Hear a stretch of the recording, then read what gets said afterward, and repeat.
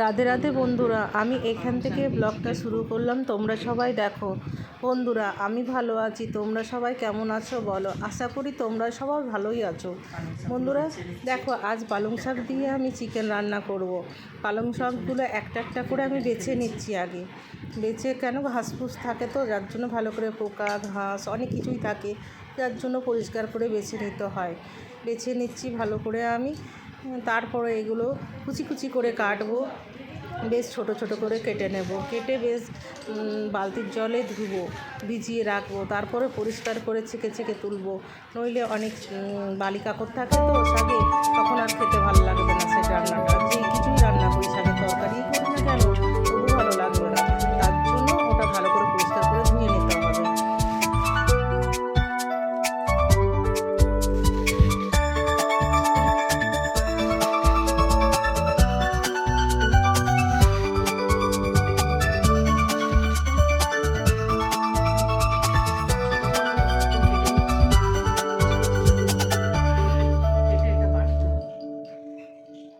বন্ধুরা দেখো, আমার শাক কাটা বাছা ধোয়া সব হয়ে গেছে। মিক্সিতে পিষেও নিয়েছি আমি শাকটাকে। তারপরে দেখো চিকেনটাকে ধোয়া হয়েছে, আদা রসুন পেস্ট আছে, পেঁয়াজের পেস্ট আছে, এটা দই আছে, মিট মশলা আছে, নুন আছে, চিনি আছে, হলুদ আছে। এই সব কটা উপকরণ আমি হাতের কাছে রেখেছি। হ্যাঁ দেখো বন্ধুরা, আমি নুন দিলাম প্রথমে, স্বাদ অনুসারে নুন দেবে। তারপরে হলুদ দিচ্ছি, হলুদটা কম দিলেই হয়, অল্পখানিক দিলেই হয়। ওরপর মিট মশলা দিলাম, পেঁয়াজ বাটাটা দিচ্ছি,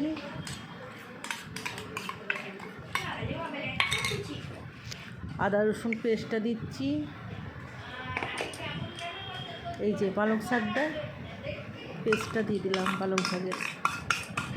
পালং শাকে কিন্তু জল দেবে না, অল্প জল দিয়ে পিসবে। আর এটা দই, টক দই।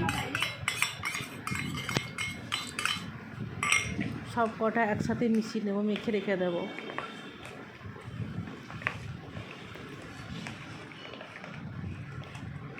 সব কটা মেখে প্রায় 2 ঘন্টার মতো আমি রেস্টে রেখে দেবো এটাকে।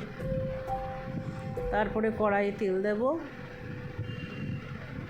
আমার 2 ঘন্টা রেস্ট হয়ে গেছে বন্ধুরা ওটা, তাই আমি দেখাচ্ছি, আমার রান্নাটা দেখাচ্ছি।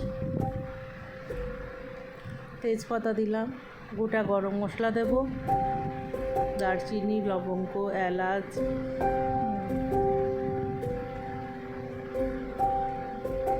গরম হতে দিয়েছি তেলটাকে। বন্ধুরা এরপরে আমি তেলটা তো গরম হতে দিয়েছি, তেজপাতা দিয়ে দিয়েছি, গোটা গরম মশলা দেওয়া হয়ে গেছে। এরপরে আমি ওটাতে চিনি দিয়ে দিলাম তেলে, যাতে বেশ ভালো কালারটা হয়, টেস্টও আসে। চিনি একটু না দিলে টেস্ট হয় না খাবারে, আমার মনে হয়। যতদূর, কেন আমরা সব খাবারের চিনি দিই তো বেশ টেস্ট পাই আর কি। নিয়ে পেঁয়াজগুলো ছেড়ে দিলাম, পেঁয়াজও ভেজে নেব। বন্ধুরা পেঁয়াজগুলো ভেজে নিচ্ছি। এই পেঁয়াজগুলো ভাজা হবে, নাড়াচাড়া করে পেঁয়াজগুলো ভাজবো।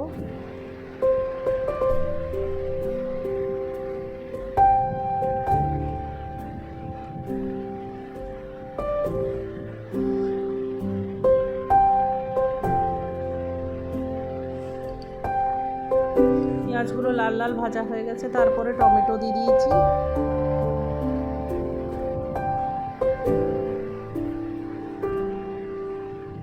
তো টমেটোটা দিতেও পারো, নাও দিতে পারো, যার যেমন ইচ্ছে আর কি।